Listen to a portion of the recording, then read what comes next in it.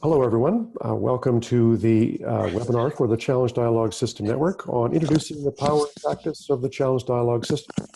This is an opportunity to learn more about Challenge Dialogue and its modernization and ongoing evolution.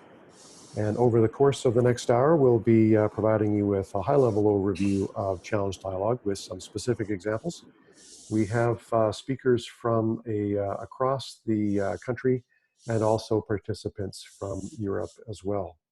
I will be looking to collect an opportunity for questions near the end of our dialogue, and so would ask that you use the chat box in this webinar to provide those questions as our preferred way of capturing those. And I'd like to start off by introducing our speakers this morning. My name again, Tom Ogarenko, based in Edmonton, Alberta, Canada. And I would like Dawn just to start with a brief introduction of yourself.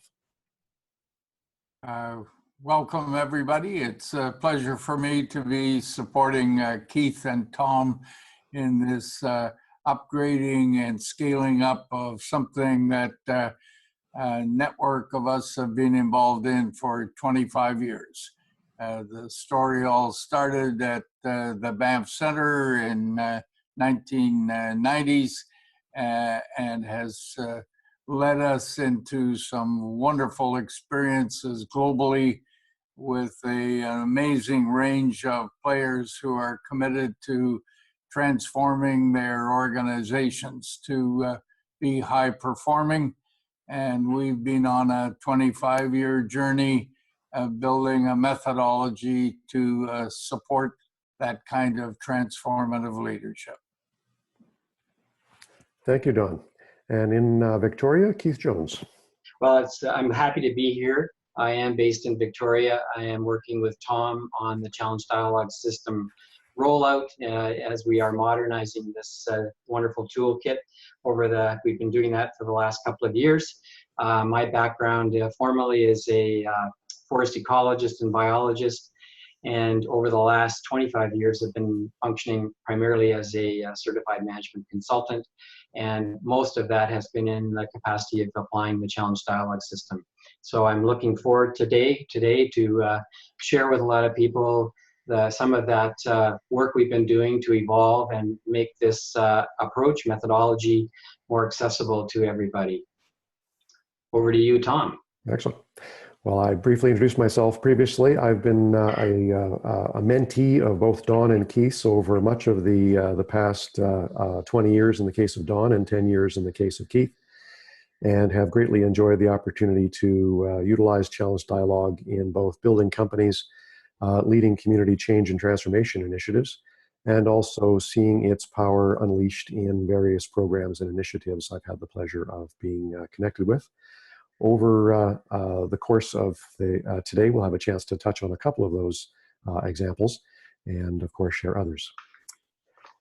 Over the course of the next hour, we're looking to accomplish a few things. So our expected outcomes for this workshop today is to provide you with an opportunity to learn about the power and practice of the Challenge Dialogue System, and also to ask questions about the CDS of its original creator, Don Simpson, and also of Keith and myself.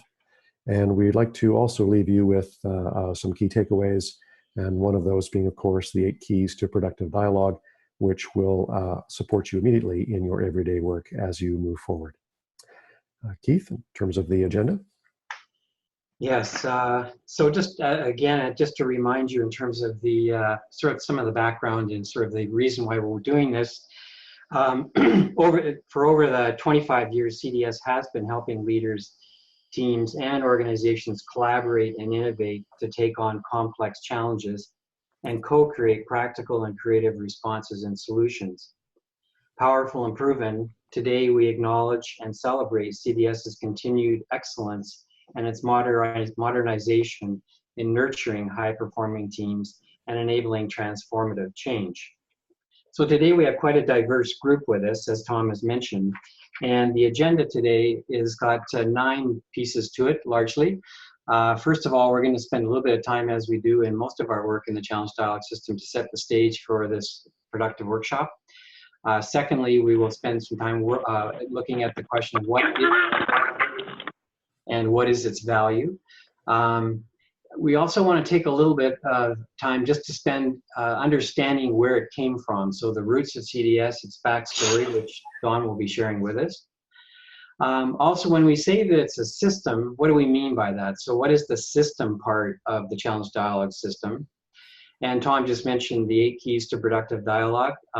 As I reviewed those again this morning, we use these extensively on a day-to-day basis for guiding us with the kind of work we deal with complex challenges. Again, as Tom mentioned, we've got 4 brief case studies that show a bit of the spectrum of the kind of work where we've applied CDS. And then we will, towards the end, then summarize some of the key elements of the CDS learning program and call on one of our practitioners to share with us some of the experience he has had in terms of the learning program. And then lastly, hopefully leave ample time for questions and answers. Next slide, Tom. So what is CDS?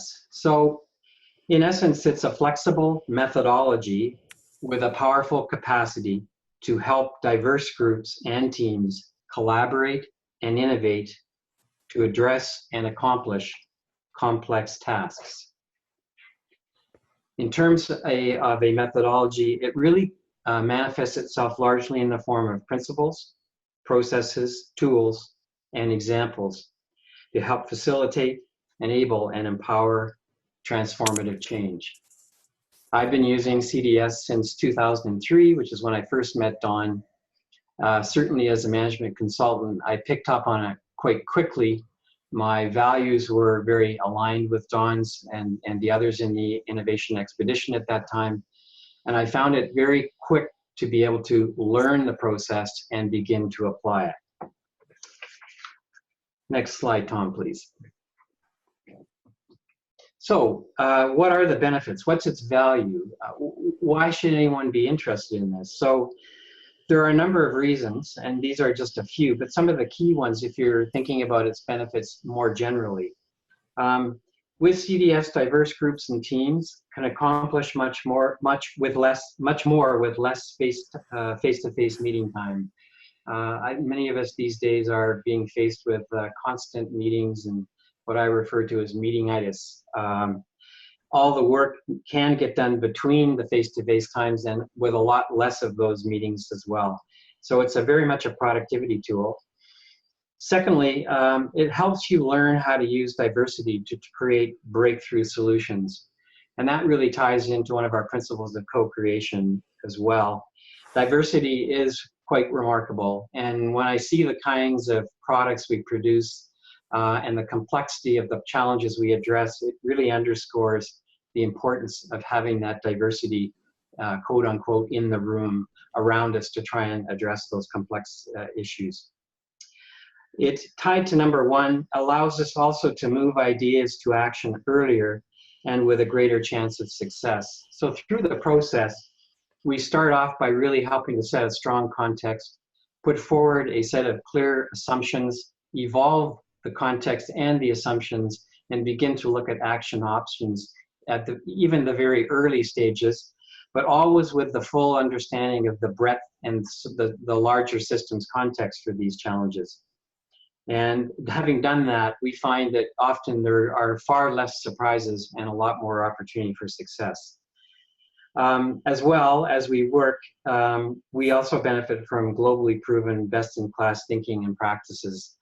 Over the last, well, if you include Don's work, certainly the last 40 or more years, we've been collecting lots of gems of knowledge and tools that we've come across that we are putting in our repositories that we can make accessible to our clients and to other practitioners using CDS. Next slide, please, Tom. One way in which we convey the power and benefits of CDS is to imagine it as a comprehensive performance improvement support system that has a number of characteristics. And some of these draw from the original set, but I've augmented these a little bit as well today. So we find we work with people that share our values and that we are driven by those shared values. And many of those are the values we have manifested in the set of 17 principles that we have to support the CDS system. Collaboration isn't a critical word, but we hear many people use the term. We find that many people struggle with what it actually means. It's not just an addition, and it ties closely with the idea of co-creation. So really helping people to collaborate for a purpose, and that purpose often is by the way in which we co-create together. Reality-based, all of us involved in this work are definitely practitioners, pragmatists. We like to move to practical solutions. So a lot of the work we do, while it can be drawn on some theoretical thinking and constructs, we are very much reality-based. We're also relationship-based, and it comes back to the shared values. We believe in building strong relationships with one another and with our clients. And invariably, that allows us to build deep, trusting relationships. And without trust, it's very difficult to move forward. And we feel a lot of our success is because we've built very strong relationships with strong trust. Oriented to exploration of stretch goals, we're always looking at ways to not only produce incremental improvements, but really ask the client, what would be your really strongest aspiration? How can we reach out a bit more substantively to make the kind of changes? What is the transformative changes you may be looking for? And more these days, the word transformation, when we ask that question, is the one they're looking for, trying to see what it would take to transform the system. Just in time, we pride ourselves in being able to pull together all the pieces that are needed at any one point in time as quickly as possible, and had a lot of success of doing that. The system, while it is structured, and while structure provides some liberation, we're also very flexible and adaptive, and we can customize solutions very easily for our clients as we apply the approach. Local, we do still, as we've already mentioned, draw on global expertise, but a lot of our work is also very local and place-based, and the community level, of course, is really important. The municipal level, where a lot of the real action happens, is really critical. So we bring both the spectrum of the global, national, regional, and local together, that continuum. Again, that's part of the geographical context often, and jurisdictional context within which we work. Systems savvy, systems thinking. Again, we tend to do all of our work in the context of understanding the broader systems within which these complex challenges exist. Learnable and experiential. So whenever we do something, we try to reflect back on what have we learned from this process, what is the experience, how do we capture that, and how do we allow us to move forward with that new knowledge and share that new knowledge with the teams that we're working with, the constituencies that we are working with. Invariably. Leadership oriented, more and more we are aware and have been for some time that new leadership, types of leadership are required as we deal with these challenges that demand new ways of thinking, new ways of doing, and new ways of being. So leadership is critical. Innovative just goes hand in hand with co-creation and collaboration, thinking outside the box, but really being open to new ideas as we do the work we undertake. Distinctively mentored. A lot of what we're doing as we move through projects involves a lot of mentoring. We tend to use the word mentoring over the term coaching, but they're certainly very similar. But we feel we use a fairly distinctive approach to helping people work with the challenges they have over the projects we were involved in. Technology smart, what I mean by that is that we are mindful of not using technology in a sensible way. There's times when it works, and there's times when it's definitely worth going back to paper and pencil. And you need to know when to pick what situation for what circumstance. So we are very sensitive about and keen on using technology, but we're also, I think, smart about when it can be best utilized. Okay, so who will benefit from the learning and the using of CDS? So because of its nature being so generic, there are a lot of potential beneficiaries in using CDS and learning about it. So we've identified these 5 here. Change leaders are pathfinders who need to understand and navigate the complexity they face and find eloquent, high-impact simplicity, what we refer to as on the other side of complexity. So you've got to go through that thrashing period to understand the complexity of the system you're dealing with before you can come up with the simplicity on the other side. Innovators who need to generate ideas, solutions, and partnerships for high impact in the marketplace. CDS client leaders, so the people we serve, who want to maintain and accelerate the momentum of a CDS intervention. Consultants, people that provide advice who want to improve their skills to deliver distinctive high value to their clients. And CDS practitioners who want to expand, improve, and master their CDS skills. So that gives you a little bit of background in terms of CDS at the high level in terms of what it is and some of the benefits and some of the beneficiaries. So we now want to switch to the next part of our agenda, was just really looking at the roots or the backstory as it relates to the challenge dialogue system. And so we've picked a video that Don did about a year ago, where we asked him to tell us a little bit about the roots of the challenge dialogue system. Sorry, folks, that old video has not shown, but the roots of the challenge dialogue come from mentoring I received from Peter Drucker, the father of modern management, who was pushing me as early as the late 60s with statements that in his mind, the talk today was of a changing world economy, and he wished to argue that the world economy was not changing. It had already changed in its foundations and its structure, and in all probability, the change was irreversible.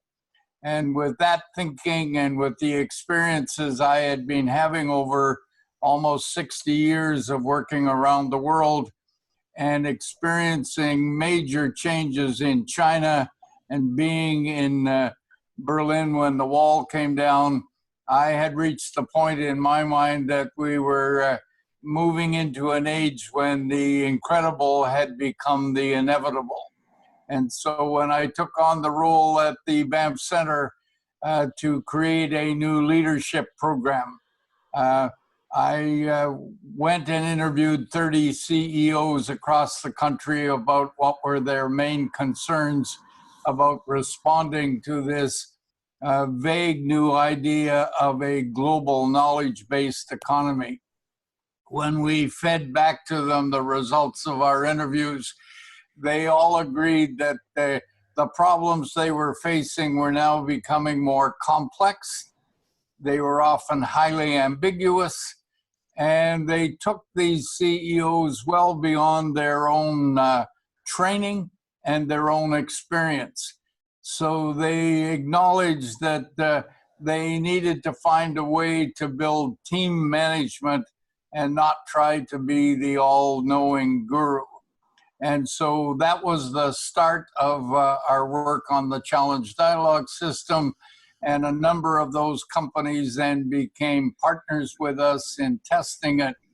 My surprise was when I went out about 6 months later to see how it was working, I found the staffs very upset about this team development. And I said to them, are you saying that you would actually like to have sole responsibility for one of these big, complex, ambiguous problems? They said, oh, no, we agree. They're getting so difficult and different.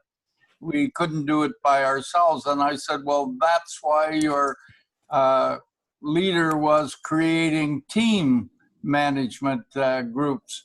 And they said, yes, Don, but you don't understand. We go to so many team meetings and so little gets done.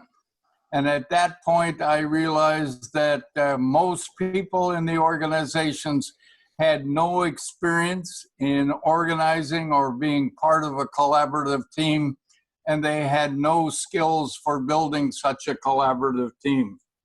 So we on our group at the Banff Center decided we would build a leadership program that focused only on complex problems, and it would help the leaders bring together diverse stakeholders to learn how to collaborate and innovate. And we would create some principles, processes, and tools and other specialized resources to support this kind of collaborative leadership.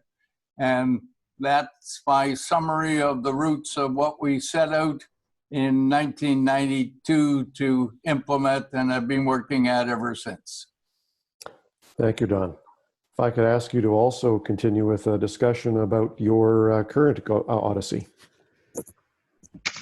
What I've taken on for the last few years in response to a lot of good-natured prodding is to try to capture the essence of a 60-year journey working on all 5 continents around the world. And so I have been writing it up as if they were logbooks from my role as chief explorer. And we've defined 15 logbooks, each of which has a subtitle dealing with what we're trying to accomplish. And each logbook has probably 8 to 10 excerpts. And so I'm nearing completion of 135 excerpts that will tell the story of the last nearly 60 years. And logbook 12 lays out in 9 detailed excerpts the story of our 25-year journey to create and implement the challenge dialogue system. Excellent. Thank you, Don. Keith, to walk us through aspects of the challenge dialogue system methodology, can we have you make a few comments? You bet. Yeah, so just wanted to check my microphone wasn't on mute. Okay. Yes, no, I'm good. CDS methodology, so we refer to it as the system, the S part of CDS. And I just want to share with you a little bit about the depth of the system and breadth of the system in the next couple of minutes. So Tom, if you could move to the next slide, I'll just walk you through a reveal of the different components. So 4 components, each in different colors. At the heart is the CDS core methodology. So I will get into the detail of that in one second, but this really helps to provide the basis or the foundation upon which the 3 other arenas of the CDS system exist. So those are the CDS applications on the right, CDS learning on the left bottom, and the Renaissance Leadership Initiative on the top right. So I'll take you into a little bit more detail now of these. So this will kind of build in terms of revealing a bit more detail.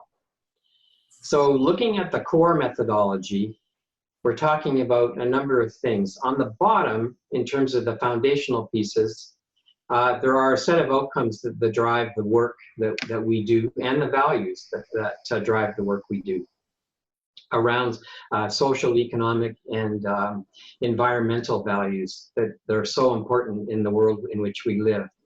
And many of those also are supported by a common set of principles.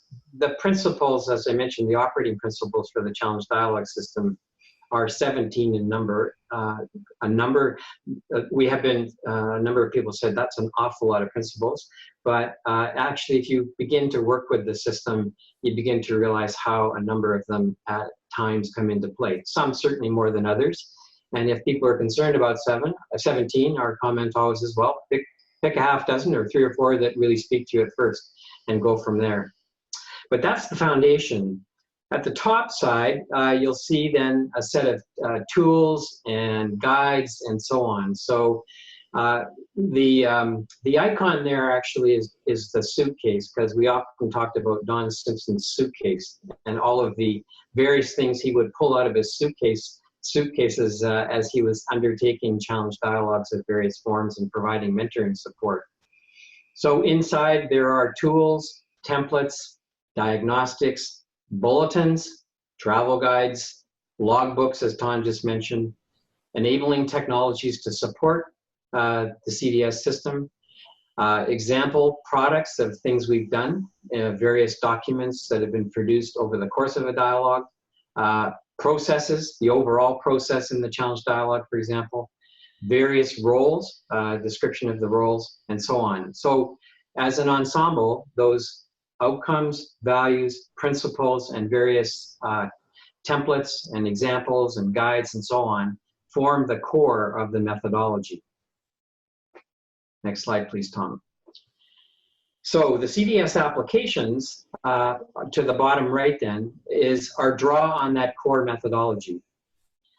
In the bottom, you'll see a set of applications. So there is the standard and probably the most familiar that many of you are probably familiar with is the time-based challenge-driven challenge dialogue, so CDS-CD. We've probably collectively undertaken well over 100 of those over the years.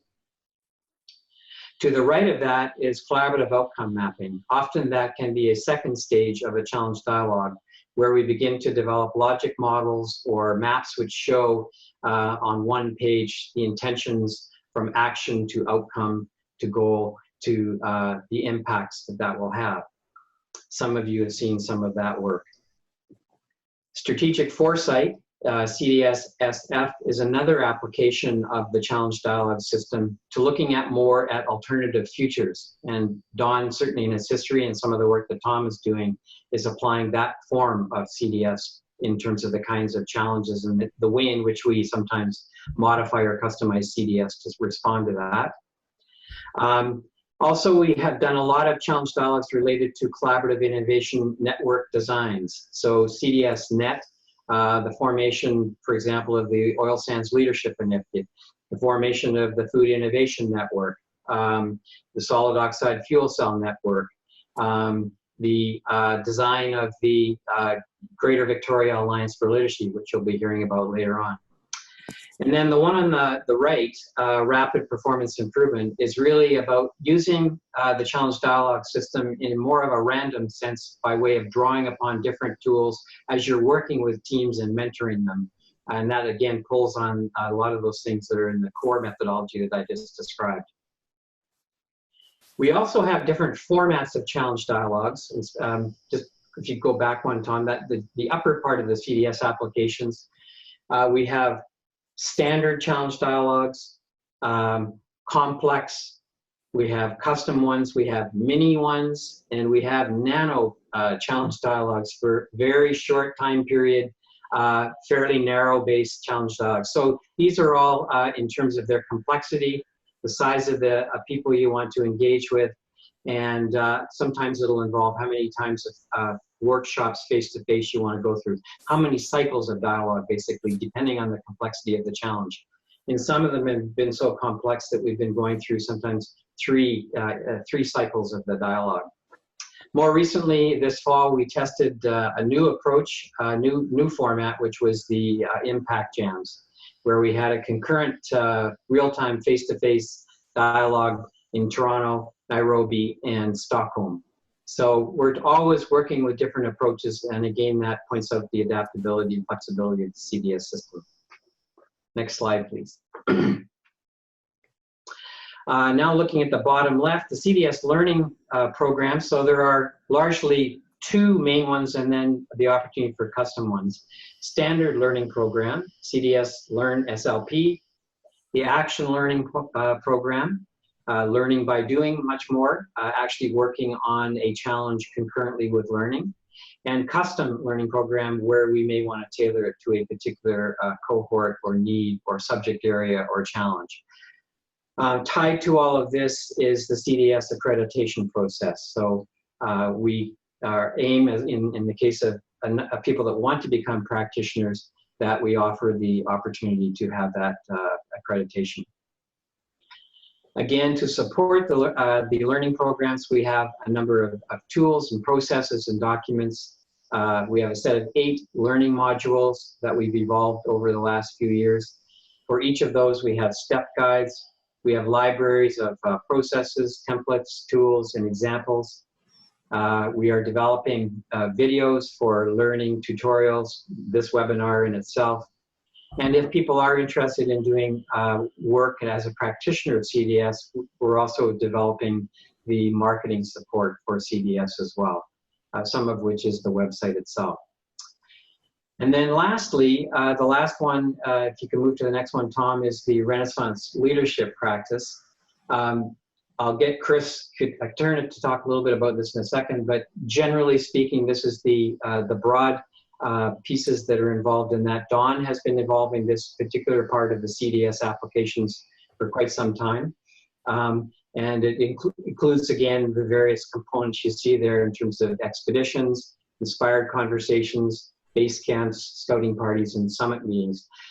But I'll let Chris just carry on a little bit more. And Chris, if you're ready, I'll turn it over to you just to draw this out a little bit more and some of the work you've been doing to round out and expand our capacity in this area. Sure, Keith. I'd be happy to. Can everyone hear me? Indeed. Am I coming through?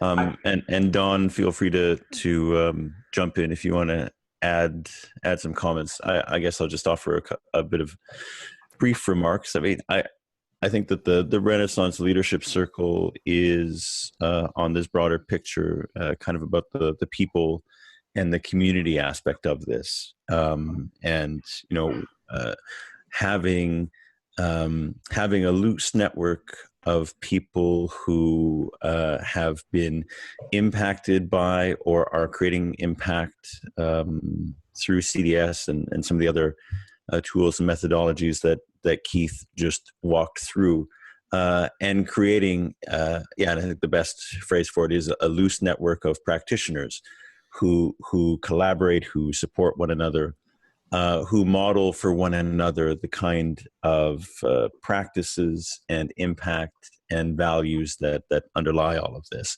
And really, I think the glue that holds this loose network together is the work that Don Simpson and his collaborator Steve Murgatroyd have done over the last 25 years to work at codifying what the patterns of the leaders who are instinctively drawn to the CDS methodology and are creating impact through it. What is the common attributes and the common challenges, and they've done a lot of the work.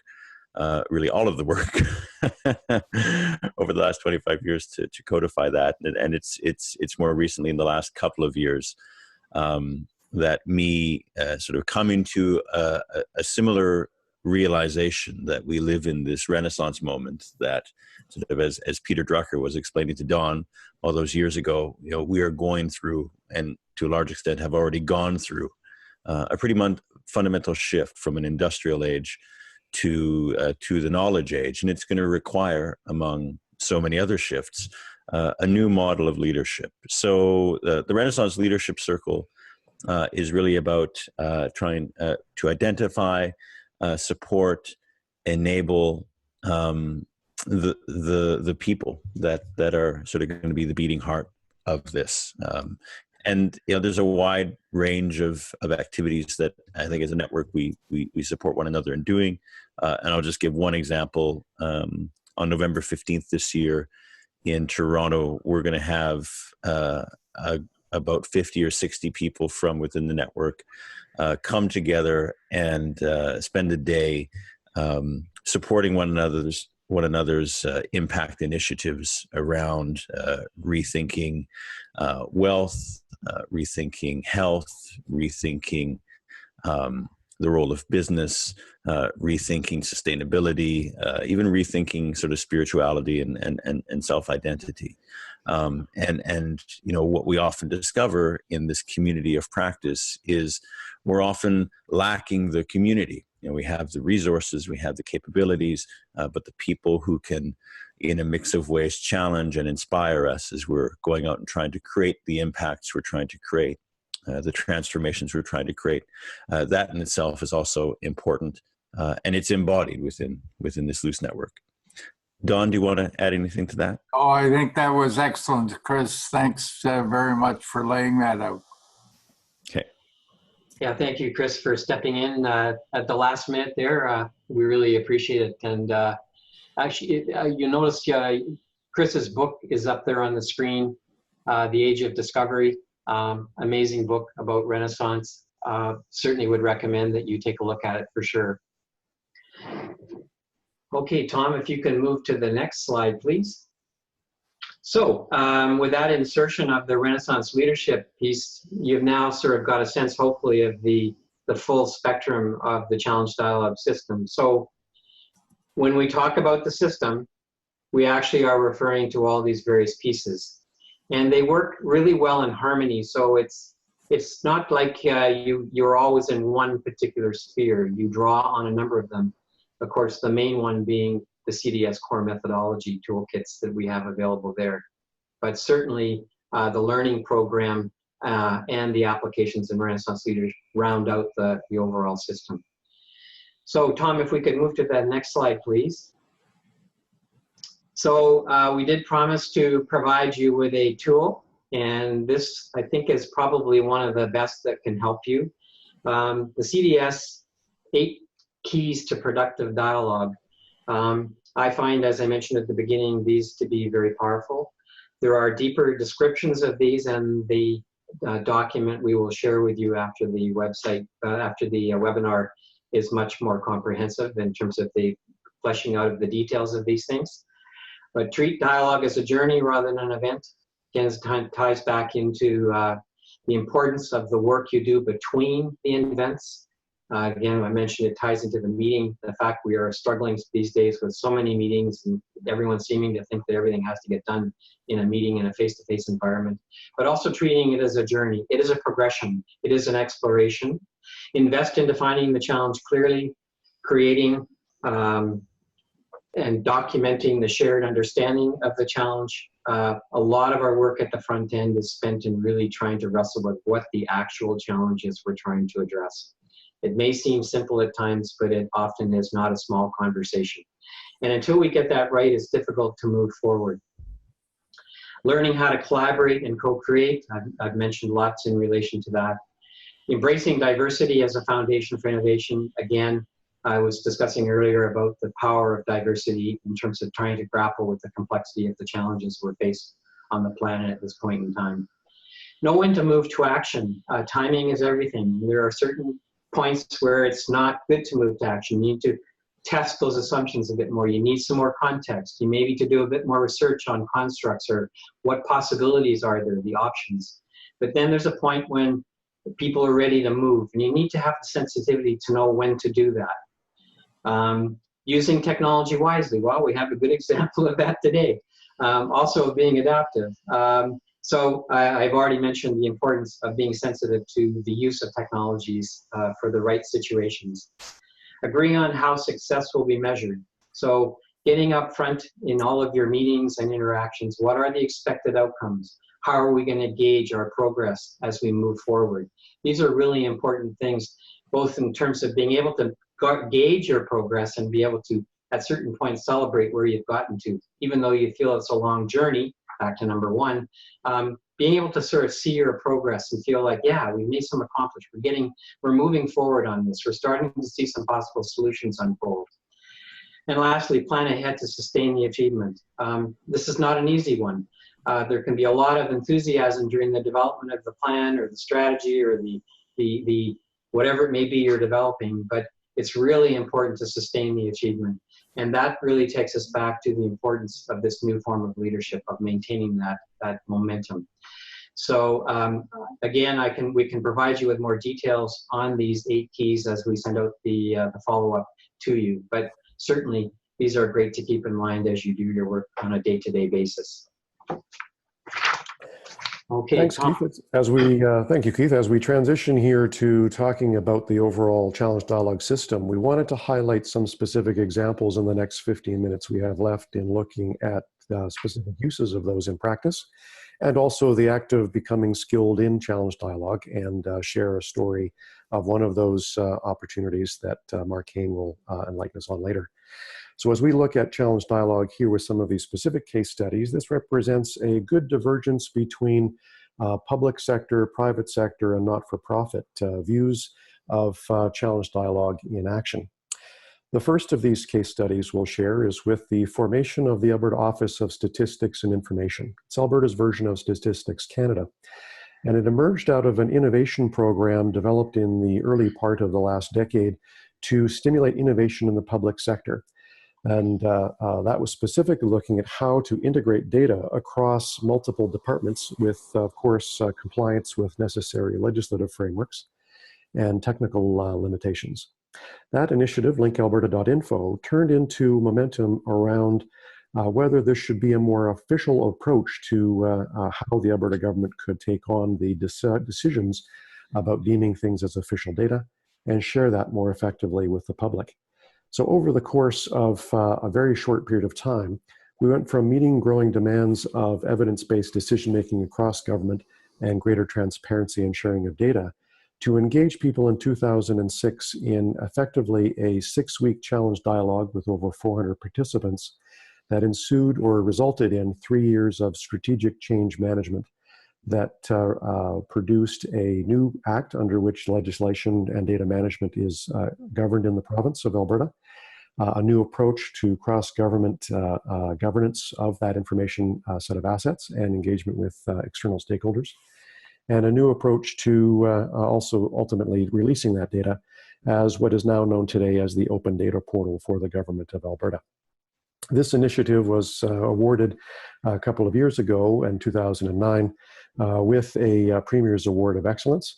And the team I had the pleasure of working with Ed Stelmach in starting to showcase this more broadly as a best practice across not just the Government of Alberta, but a variety of other provinces across Canada in official statistics circles. The next brief case study will be provided here by Neil Huff, whom I've had the pleasure of working with over the course of the last number of years.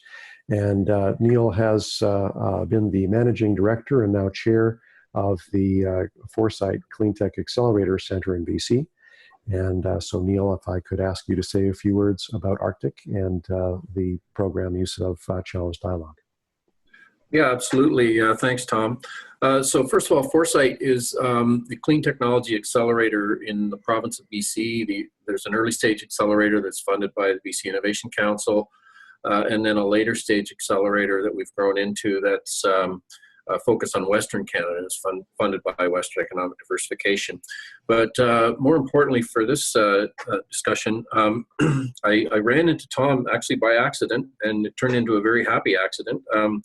Tom and I then decided to develop a program or design a program using the Challenge Dialogue system methodology and take it to Western Economic Diversification. And we received $2 million in funding to essentially take this to the resource sector and connect industry problems with new innovation. And we've successfully got 6 challenges underway in the resource sector, and we're leveraging that $2 million by more than a factor of 10 with industry funding. And what we're doing is obviously taking serious industry needs and turning those into well-defined industry challenges through this methodology. We first of all sit down with the industry partner. We prioritize the challenges based on their urgency, but also keeping in mind that a couple of year timeline and the dollars and resources that we have at our disposal, making sure that this challenge, it's a serious enough challenge that needs to be solved, but also we can move the needle based on the timeline and the dollars that we have. So we eventually, through this whole system, we pick the best challenge and we come up with a draft initial statement. And then the fun part of this is we go out to the network and typically 100 to 125 people across the country in academia and industry and government that are subject matter experts on the area of the challenge. And we elicit their feedback and get a tremendous amount of help and feedback over the course of 6 or 8 weeks. And that culminates in a full day workshop where typically 40 or 50 people attend. And at the end of that workshop, we've come out with a challenge statement, or pretty close to a challenge statement, that's ready to go out for RFP. And then the further phases of the whole challenge are essentially to get it out for RFP, to refine and get 2 or 3 of the best proposals to go into a 6-month sprint, which then a winner is chosen and goes to a field trial and hopefully commercialization. So we've found the whole system extremely useful in helping us bring innovation to the resource sector in Western Canada. Thank you very much, Neil, for your comments. And I wanted to also acknowledge Neil is also recognized this past year as a member of Canada's Clean 50 for his outstanding leadership in the clean tech community. And I also wanted to acknowledge Paul Shorthouse from the Delphi Group, who's been a wonderful partner with his colleagues, Carol Ann Brown and others, with each of these challenges we've had the pleasure of all collaborating around. In terms of our next 2 case studies, I'd like to ask Keith to walk us through this next one here on the Greater Victoria Alliance for Literacy. Yeah, thanks, Tom. So this was a piece of work that we did over the last couple of years. I guess it was late 2014 through to 2016. I was working with the collective impact movement and looking at ways in which I might be able to help with using CDS tools to help groups that are dealing with very complex problems, particularly in the social sector, but not only, and the community sector. So I inadvertently bumped into a literacy group, a Greater Victoria literacy group, that were trying to figure out ways in which they could be working across the region here in Victoria. So it was an opportunity for me to do a little bit of pro bono give back work to the community, which was very rewarding.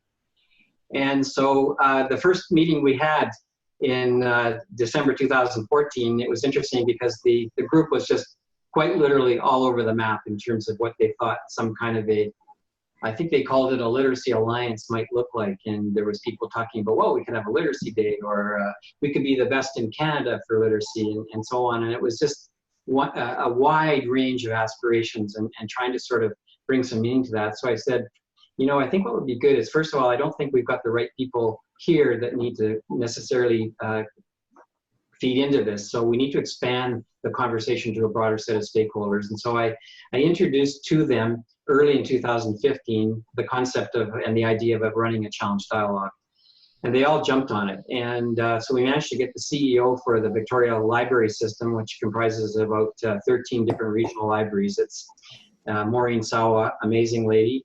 And she got behind it and put her shoulder to the wheel, and we ran through all 8 steps of the challenge dialogue and identified a whole number of potential actions and outcomes, all of which was spawned by putting forward an imagine statement where people that were faced with literacy challenges could get a much more integrated response. So it was really about designing for the whole region a much more integrated approach to addressing literacy. And that ended up producing 34 outcomes and 49 beneficial impacts. We took that particular feedback from the challenge dialogue then into the development of a much more, to respond to the question of how are we actually going to implement this. And that brought us into the second phase, which was in February to May 2016, where we developed an outcome map. And you can see the outcome map in the middle there. And we built that with 25 different stakeholder groups. And you can see the production of that below in the graphic. That has now led to the formation in phase 3 of something that then be called formally the Greater Victoria Alliance for Literacy.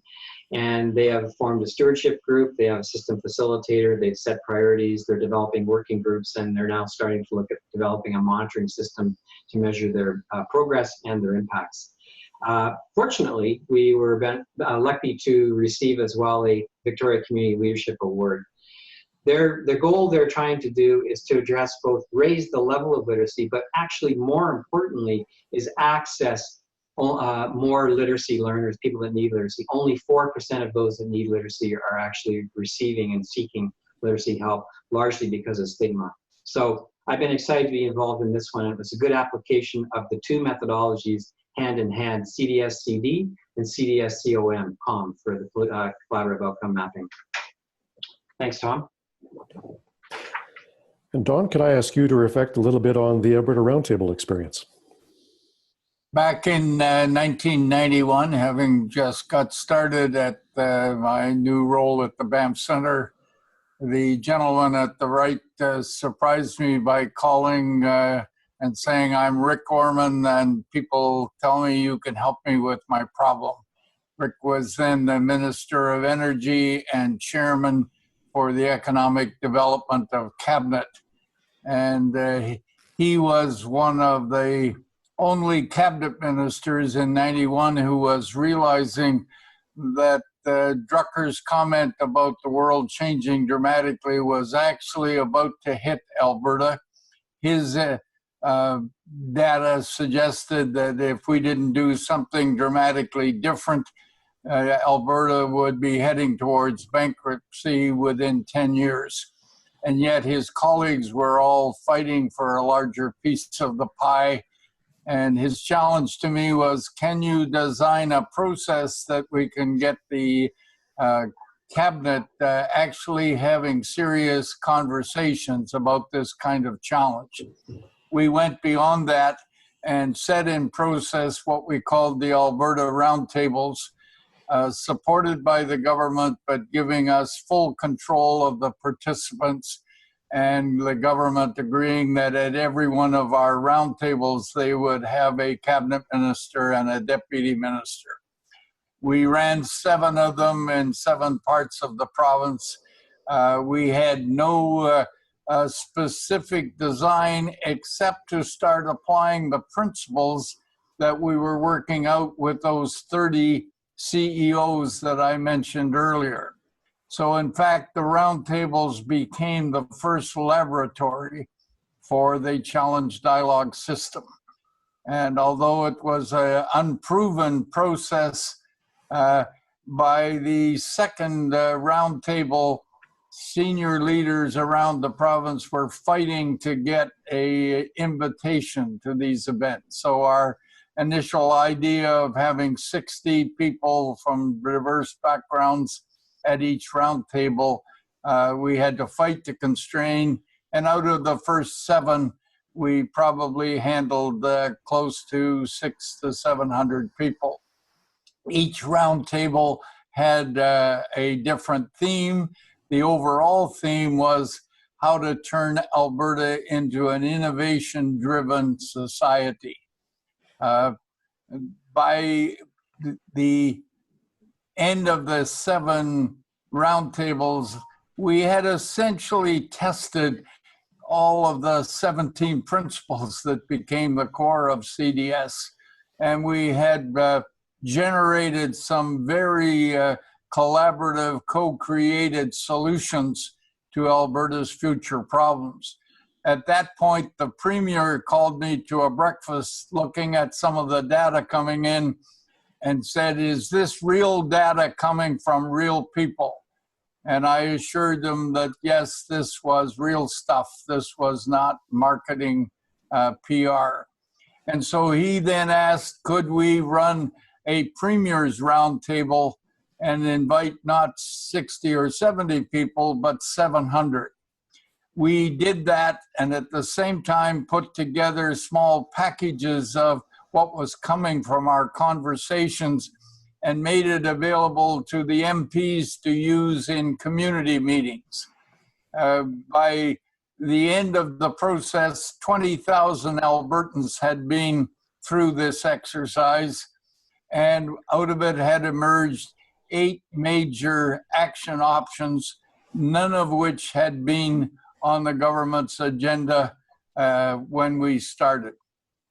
So at the Premier's Conference, Don Getty showed great courage by saying, to those of you who think that I was just doing this as PR for my own political purposes, I want to say, even if I were trying to do that, I couldn't do it because you people have taken full control of this process. And what he announced at that time was a new public-private alliance to manage the strategy of economic development for the province for the next 2 years. And I was honored to be the co-chair of that group. So along came a new Premier, Ralph Klein, he took a look at the 8 principles, action options that we had proposed. And if you know Ralph Klein, he said, if that's where the people's going, then I will lead the parade. So our 8 action options became actually the government's agenda for the next 10 years, which meant our little innovation expedition network. We're involved at every stage of the major transformations, the creation of a new ministry of innovation, the development of a award-winning information technology strategy called ICOR, the running of an Ag Summit 2000 using all our principles to transform the agricultural sector, the commitment with Axia to build the Alberta SuperNet, etc. So it was our laboratory. It was a powerful learning experience for all of us. And it was the trigger that shaped the codification that we eventually did throughout the world. Thank you, Don. And what you've heard in these 4 brief stories are great snapshots of the way in which challenge dialogue as a system can be operated and supported, and in affecting change in the community and public and private ways. We've turned that now into a challenge dialogue system learning program, and on the screen now you'll see those 2 different learning programs briefly described. Our standard learning program, which is intended to be a self-paced learning program, and also our action learning program, which is focused on ensuring that learners are able to apply it to a challenge germane to their organization or their particular needs. We've also developed a practitioner accreditation program, and that practitioner accreditation activity is one which is intended to ensure that Don's legacy in developing challenge dialogue, which has been so helpful to so many, can become a mechanism and a process by which we are able to grow its ranks and hence its impact, particularly important at these changing times in which complex challenges are only increasing in number.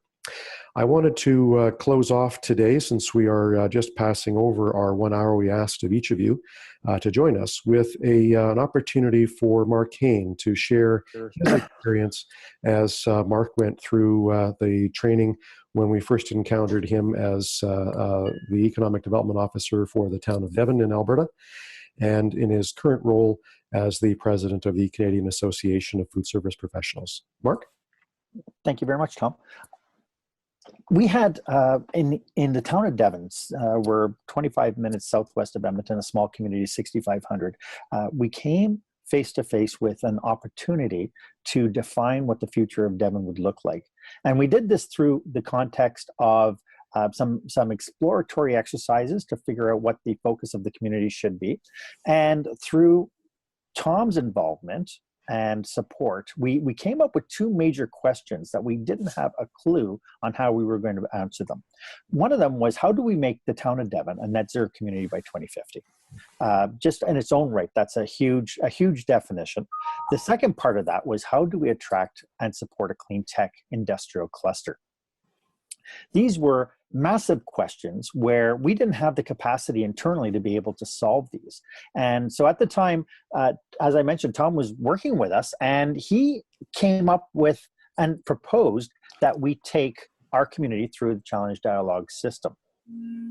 It was an opportunity for us to uncover some great information, but what I didn't realize was the scope and the capacity that the challenge dialogue system afforded us through the just the sheer collaboration and sharing of the participants.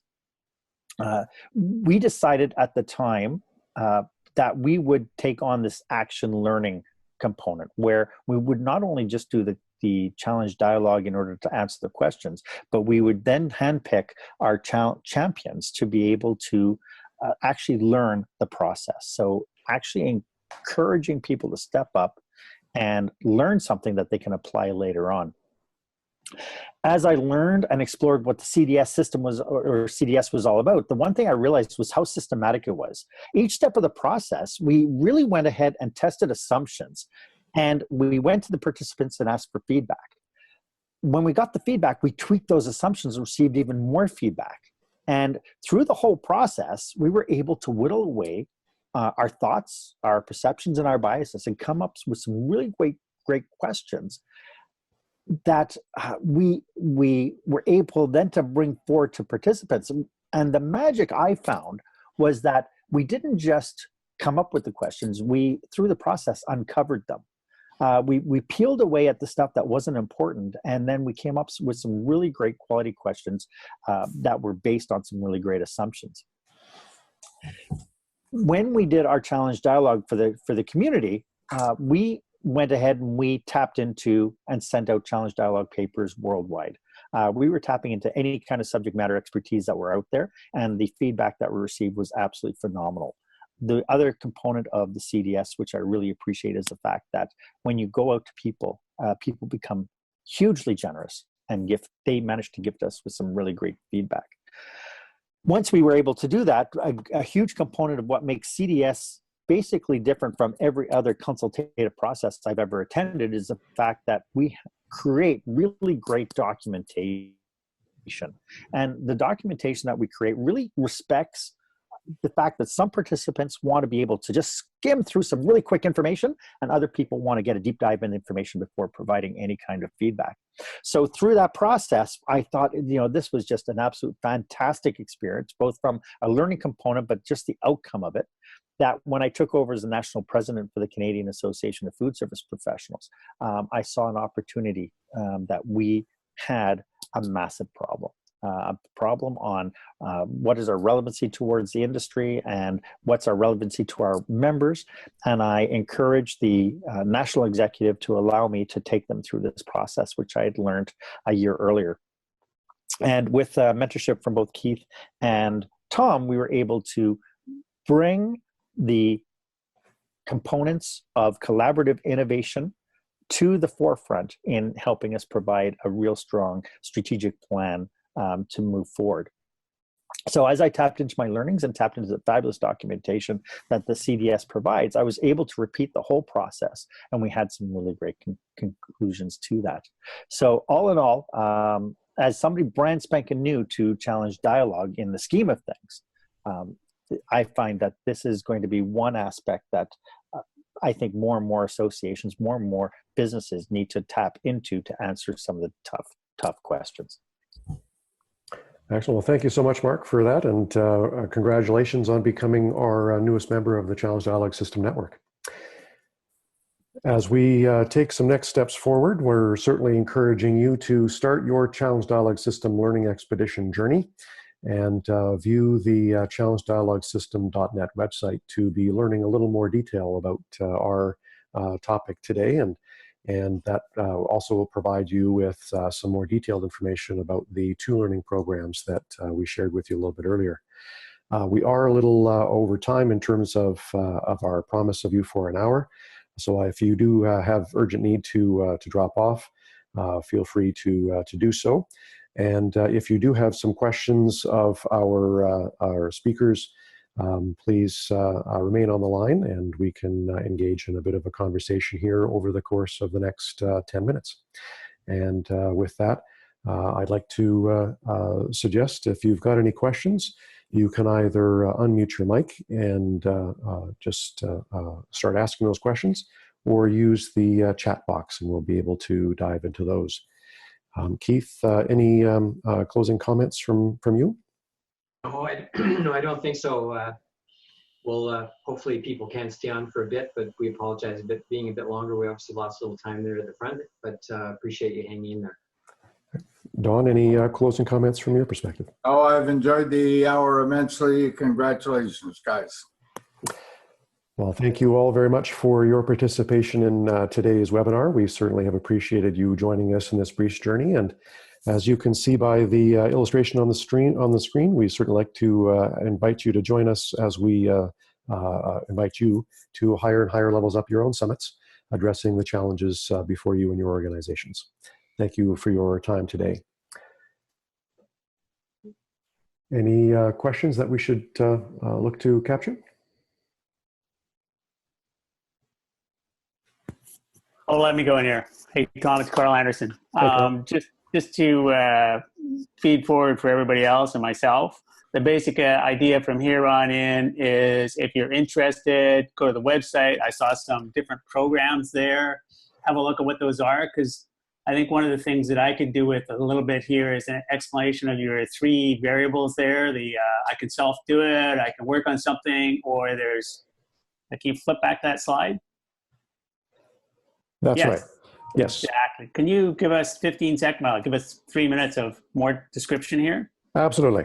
So the standard learning program is a self-paced learning exercise using the self-learning modules that Keith had mentioned earlier.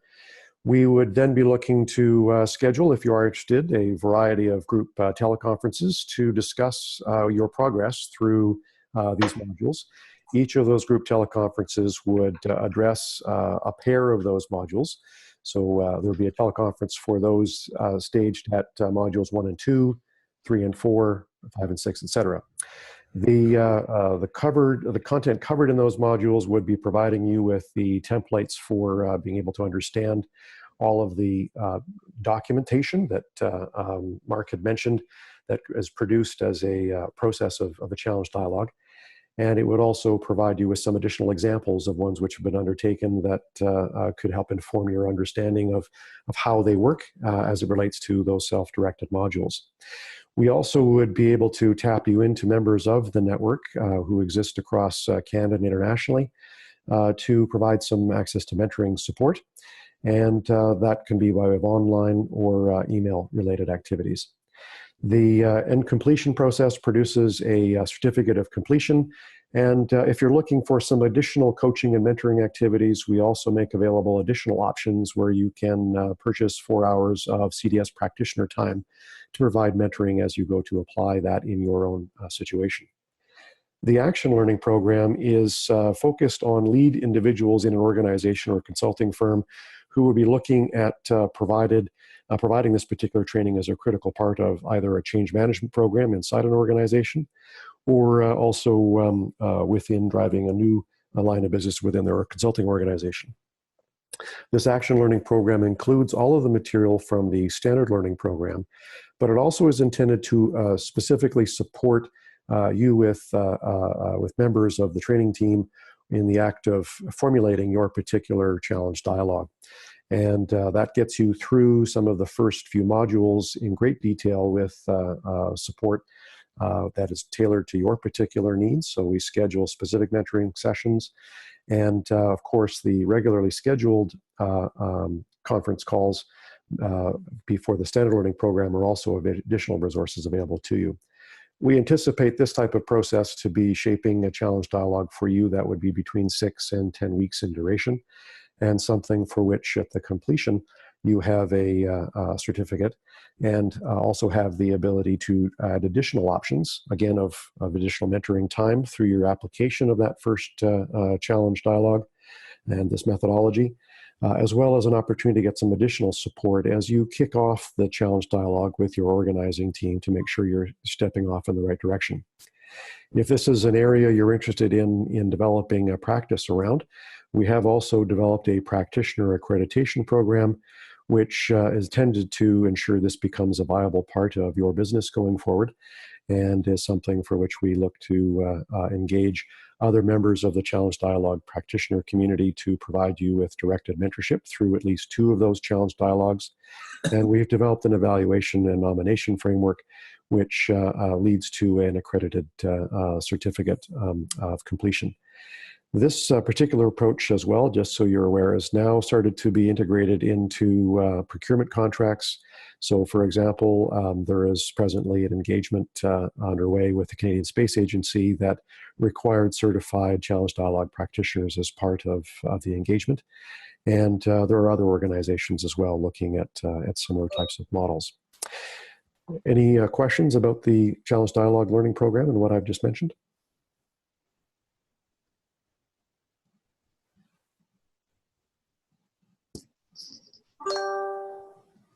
Okay. Well, thank you again. Tom, I'm sorry. I wanted to give time for someone else, but just 29 seconds worth of the top. $1,500 per person doing it yourself, $5,000 per lead person. You're also, suppose I was going to do this for a company I was working with, right? I would be the lead person, but what about, is that another $1,500 for everybody I involve the company with, or when we're building out a group, or how does that work? So if you're leading the particular application of the challenge dialogue and there's no other training activity going on beyond you, that's that $5,000. If you are looking to include the rest of the team in the training program, so they have some familiarity with what the methodology could leave behind as well, then we would suggest that $1,500 for each of them to be a part of that standard learning program would ensure you've got a strong team built around you for being successful with your challenge dialogue and its application. Cool. And the last one over? Practitioner accreditation. So basically the approach to this one, if you are a private consulting company, then the notion of using 2 engagements as a way of providing you with on-engagement mentorship means we're essentially then suggesting a challenge dialogue practitioner needs to be integrated into your scope of work. Yep. And the objective there is quality control and risk management, and also ensuring that you've got access to those tools in ways that help you understand how you can be leveraging them on an ongoing basis. The government and nonprofit pricing here is ensuring that if you're a change agent inside of an agency or an organization and would be looking to use this on an ongoing basis, that it provides you with ways of positioning those tools effectively for your organization to lead its transformation initiative with an internal team. Cool. Thank you very much.